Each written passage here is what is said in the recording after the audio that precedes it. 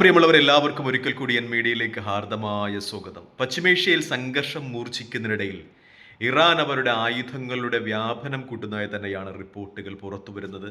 അവസാന റിപ്പോർട്ടുകൾ പുറത്തുവിടുമ്പോഴും ഇറാൻ 10 അത്യന്താധുനിക കപ്പലുകൾ അവരുടെ നാവികസേനയുടെ ഭാഗമായി പുതിയതായി കമ്മീഷൻ ചെയ്തു എന്ന വാർത്തകൾ പുറത്തു വരുന്നുണ്ട്. ബുഷറ പ്രവിശ്യയിൽ ഷഹദ് മഹലദി എന്ന ഫാക്ടറിയാണ് 10 കപ്പലുകൾ ഇറാൻ സൈന്യത്തിനായി പുതിയതായി കമ്മീഷൻ ചെയ്തത്. ഇറാൻ നാവികസേനയുടെ ഭാഗമാകും അത്യന്താധുനിക കപ്പലുകൾ എന്ന രീതിയിലൊക്കെ വാർത്തകൾ പുറത്തു വരികയാണ്. ഈ അവസരത്തിൽ ഇറാൻ കൂടുതൽ ശക്തമായ പ്രതിരോധ സംവിധാനങ്ങളുമായി മുന്നോട്ട് പോകുന്നു എന്ന് തന്നെയാണ് ഏറ്റവും പ്രധാനപ്പെട്ട വാസ്തവം. മറ്റതുകൂടിയുണ്ട്. ഇറാൻ യൂറോപ്യൻ രാജ്യങ്ങളുമായി ശക്തമായ വ്യാപാര ബന്ധം, അഥവാ അമേരിക്കയും അതുപോലെയുള്ള വികസിത രാജ്യങ്ങളും അവഗണിക്കുന്ന ചില യൂറോപ്യൻ യൂണിയൻ രാജ്യങ്ങളുമായി എണ്ണയുടെയൊക്കെ വ്യാപാരത്തിൽ ശക്തമായ ഇളവുകൾ പ്രഖ്യാപിച്ചുകൊണ്ട് അവരുമായൊരു വ്യാവസായിക കരാർ അല്ലെങ്കിൽ അവരുമായി ഒരു വ്യാവസായിക ബന്ധം ദൃഢമാക്കുവാനുള്ള ശ്രമങ്ങൾ ആരംഭിച്ചിട്ടുള്ളത് എന്ന രീതിയിൽ വാർത്ത വരികയാണ്. പ്രത്യേകിച്ചും യൂറോപ്യൻ പ്രദേശങ്ങളിൽ ഇറാൻ തങ്ങളുടെ സൗഹൃദം വർദ്ധിപ്പിക്കുന്നതിൻ്റെ ആദ്യ സൂചനയായിട്ടാണ് ഇത്തരം നീക്കത്തെ അന്താരാഷ്ട്ര മാധ്യമങ്ങൾ ചർച്ച ചെയ്യുന്നത്.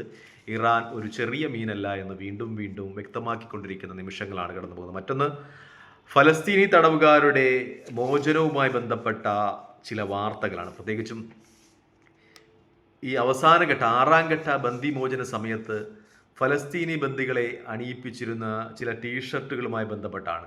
സ്റ്റാർ ഓഫ് ഡേവിഡ്സ് എന്ന് പറയുന്ന ഇസ്രായേലിൻ്റെ വംശപരയുമായി ബന്ധപ്പെട്ട നക്ഷത്ര ചിഹ്നം പതിച്ച ഞങ്ങൾ മറക്കില്ല ഞങ്ങൾ പൊറുക്കില്ല എന്ന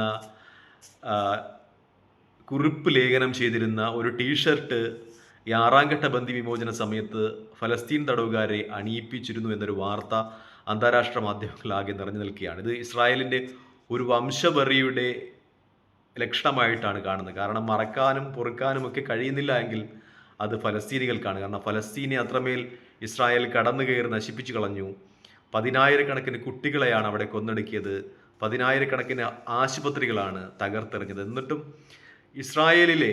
ഇസ്രായേലി ബന്ദികളെ ഫലസ്തീനികൾ മോചിപ്പിക്കുമ്പോൾ സമ്മാനങ്ങൾ കൊടുത്താണ് മോചിപ്പിക്കുന്നത്. മറിച്ച് ഇസ്രായേൽ ഫലസ്തീനി ബന്ദികളെ മോചിപ്പിക്കുമ്പോൾ അവരെ അത്യന്തം അപമാനിച്ചുകൊണ്ട് മറക്കില്ല പൊറുക്കില്ല എന്നുള്ള ലേബലൊക്കെ എഴുതി ഒട്ടിച്ച് അറബിയിൽ തന്നെ ടീഷർട്ട് ധരിപ്പിച്ചാണ് മോചിപ്പിക്കുന്നത് എന്നൊരു വാർത്ത അന്താരാഷ്ട്ര മാധ്യമങ്ങളിലൊക്കെ നിറഞ്ഞു നിൽക്കുകയാണ്. എന്തായാലും ഫലസ്തീനിലെത്തുന്നതോടുകൂടി ഈ സയൻസത്തിൻ്റെ പ്രതീകമായ ഇത്തരം ടീഷർട്ടുകൾ വലിച്ചു കീറി തീയിലിടുന്ന ഒരു സംഭവ വികാസമാണുള്ളത്. എങ്കിലും ഇസ്രായേലിലെ നടപടി അത്യന്തികം അപലപനീയമാണ് എന്നതിൽ യാതൊരു തർക്കവുമില്ല. കാരണം ഇങ്ങനെയൊക്കെ പറക്കാനും പൊറുക്കാനും ഒന്നും കഴിയില്ലെങ്കിൽ അത് ഫലസ്തീനികൾക്കാണ്. പതിറ്റാണ്ടുകൾ ഇസ്രായേൽ എന്ന് പറയുന്ന ജൂത സയനിസ്റ്റ് രാജ്യം, അതിർത്തിയില്ലാത്തൊരു രാജ്യം, ഫലസ്തീൻ്റെ അതിർത്തികളിലേക്ക് കടന്നു കയറി അവിടുത്തെ അറബികളെ കുടിയൊഴിപ്പിച്ച് ലോകത്തിൻ്റെ വിവിധ ഭാഗങ്ങളിലുള്ള ജൂതന്മാരെ അവിടെ കുടി ഏറ്റുന്ന ഒരു സംവിധാനമാണുള്ളത്. അത് പൊറുക്കില്ല ക്ഷമിക്കില്ല എന്നൊക്കെ അങ്ങനെ ടീഷർട്ടിൽ എഴുതി ഒട്ടിച്ചു വിടുവാൻ കഴിയുന്നുവെങ്കിൽ അത്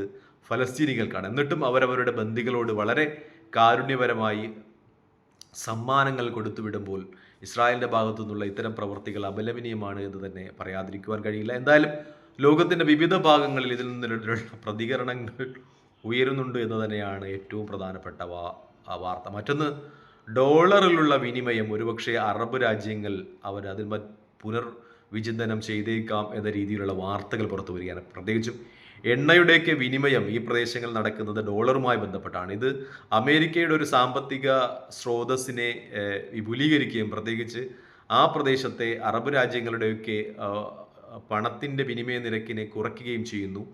അതുകൊണ്ട് തന്നെ ഇനി ഒരു പക്ഷേ ഒരു ഏകീകൃത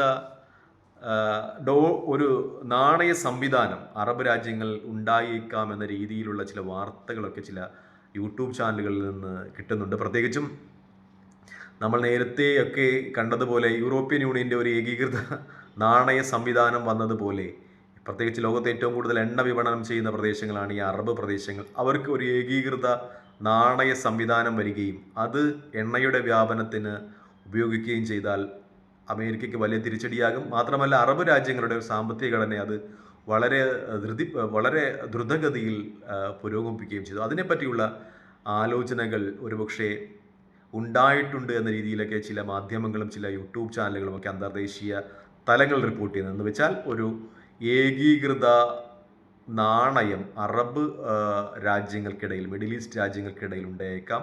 അത് എണ്ണ വിപണനത്തിൻ്റെ ഒരു വിനിമയ ഉപാധിയായി തീർന്നേക്കാം എന്ന രീതിയിലുള്ള വാർത്തകളും ഈ രീതിയിൽ പുറത്തു വരുമ്പോൾ അന്താരാഷ്ട്ര തലങ്ങളിൽ നിറഞ്ഞു നിൽക്കുന്നത് സമാധാനത്തിൻ്റെയും ഒപ്പം തന്നെ ചില സ്ഥലങ്ങളിൽ നിന്ന് യുദ്ധഭീതി പടർത്തുന്ന ഭീഷണിയുടെയും വാർത്തകളാണ്. തൽക്കാലം ഈ വാർത്തയുമായി വിടവാങ്ങുന്നു. മറ്റൊരു വീഡിയോയുമായി കാണുന്നവരെ പ്രാർത്ഥനയിൽ ഉൾപ്പെടുത്തുക. വീഡിയോ ഇഷ്ടപ്പെടുന്നുണ്ടെങ്കിൽ ലൈക്ക് ചെയ്യുക, ഷെയർ ചെയ്യുക, കമൻറ്റ് ചെയ്യുക. മറ്റൊരു വീഡിയോയുമായി കാണുന്നവരെ ദയവായി പ്രാർത്ഥനയിൽ ഉൾപ്പെടുത്തുക. ജയ് ഹിന്ദ്.